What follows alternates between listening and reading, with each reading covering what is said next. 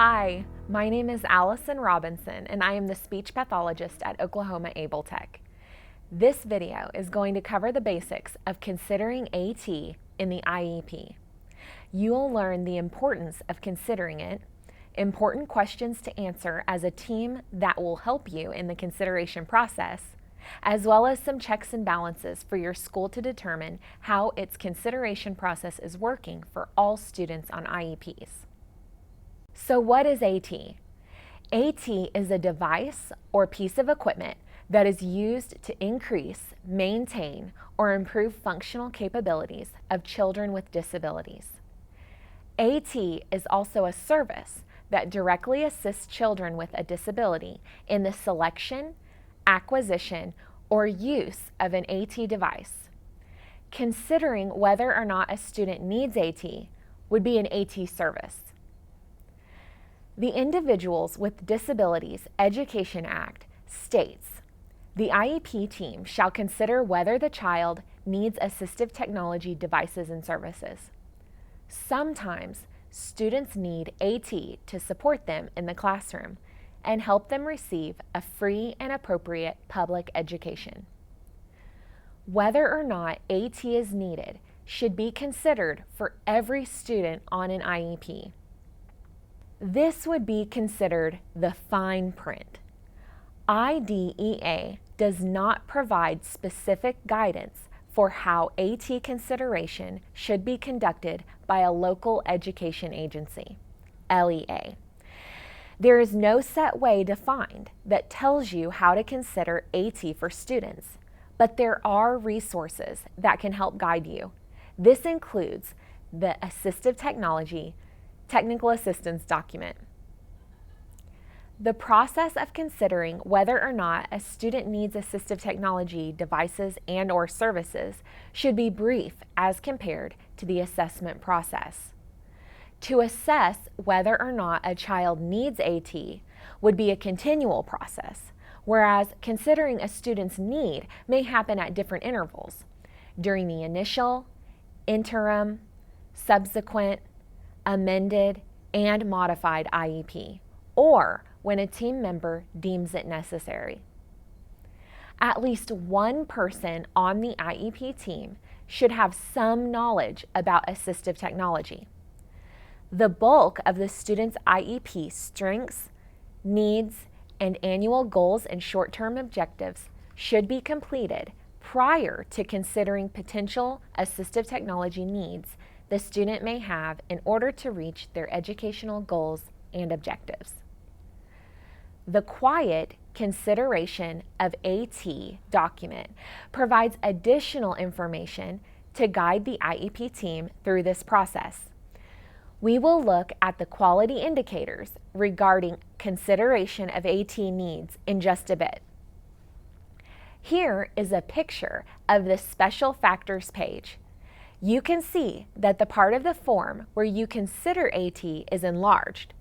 Here is where you check yes or no whether or not the IEP team considers this special factor to be relevant to the child. Whether the child requires AT devices and services. If you are like I was when in the schools, your team may fly through this section checking no in all cases, simply because you don't understand the importance of these tiny checkboxes. The next few slides will help guide you through checking yes or no for each particular student. The team checks yes if it thinks AT may be needed and is aware of AT devices and services available and can provide an AT consultation or evaluation. The team checks yes if it thinks AT may be needed and is not aware of AT devices or services available and requires assistance from an outside agency to provide AT consultation or evaluation. The team checks yes if the team thinks the student's needs are currently being met with AT devices and services and current goals can be achieved with AT devices and services. The team checks no if it thinks the student's needs are currently being met without AT and current goals can be achieved without AT devices and services. The following questions may help the IEP team through the process of reaching a yes or no answer to the question, whether the child needs assistive technology devices and services. What educational tasks do we expect the student to complete that he or she isn't able to do because of his or her disability? Are there concerns about the student's ability to complete educational tasks as indicated in the IEP? Are there educational tasks that the student is not being asked to attempt because of his or her disability, in which assistive technology may be helpful? For example, because the student has a reading disability and reads 2 levels below their actual grade, the student has modifications to shorten reading assignments. Is there assistive technology that could allow the student to access complete reading assignments? What strategies, modifications, accommodations, or assistive technologies have been tried in the past or are currently in use to help the student complete educational tasks? Are any of them working? Are there things that worked in the past that need to be reconsidered? Are there things that have not been tried that need to be introduced? Does the student need assistive technology to access instructional materials, for example, textbooks and/or worksheets, or to access general technology used by other students, for example, computers in the computer lab? Teams can use the quality indicators for assistive technology, or the QUIET self-evaluation matrices, to help them determine how they are doing with considering AT for all of their students on IEPs. The first quality indicator for consideration of AT needs is that AT devices and services are considered for all students with disabilities, regardless of type or severity of disability.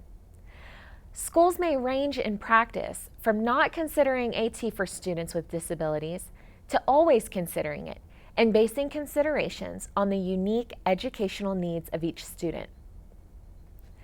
The second quality indicator for consideration of AT needs is that during the development of the IEP, every IEP team consistently uses a collaborative decision-making process that supports systematic consideration of each student's possible need for AT devices and services. Schools may range in practice from not having an established process for IEP teams to use to having a collaborative process established and consistently used to make AT decisions. The third quality indicator for consideration of AT needs is that IEP team members have the collective knowledge and skills needed to make informed AT decisions and seek assistance when needed. Schools may range in practice from not having a person on the IEP team who has the knowledge and skills needed to make informed decisions about AT and then not seeking help when needed, to consistently using collective knowledge and skills to make informed AT decisions and seeking help when needed.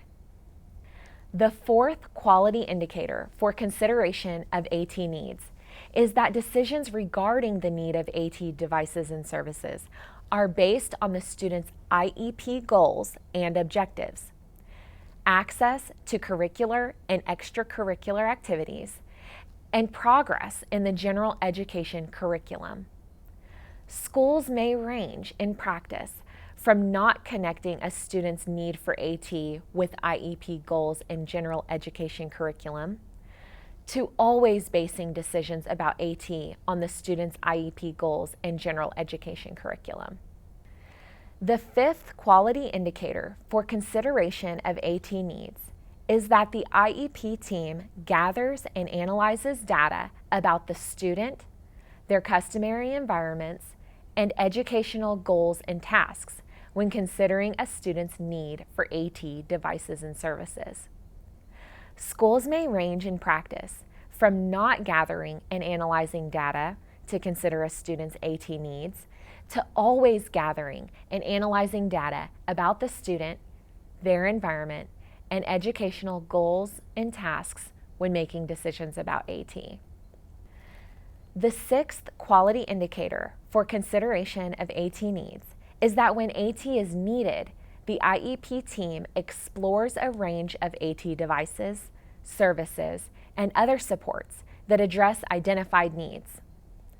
Schools may range in practice from not exploring a range of AT devices, services, and other supports to identify needs to always exploring a range of AT devices, services, and other supports to identify needs.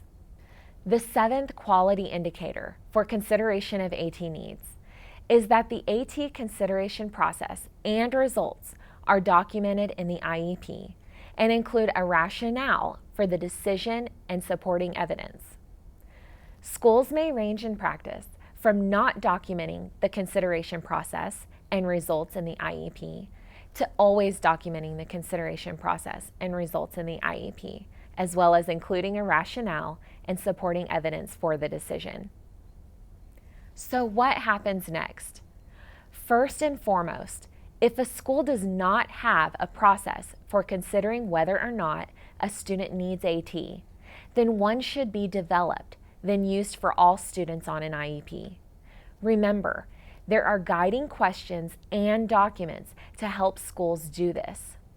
Second, if an IEP team checks yes on the IEP, then the members will need to explain the determinations of the team in writing on the special factors page of the IEP. And third, for teams who determine that AT is needed for a student, team members should then follow up with an AT assessment when the specific AT features are uncertain.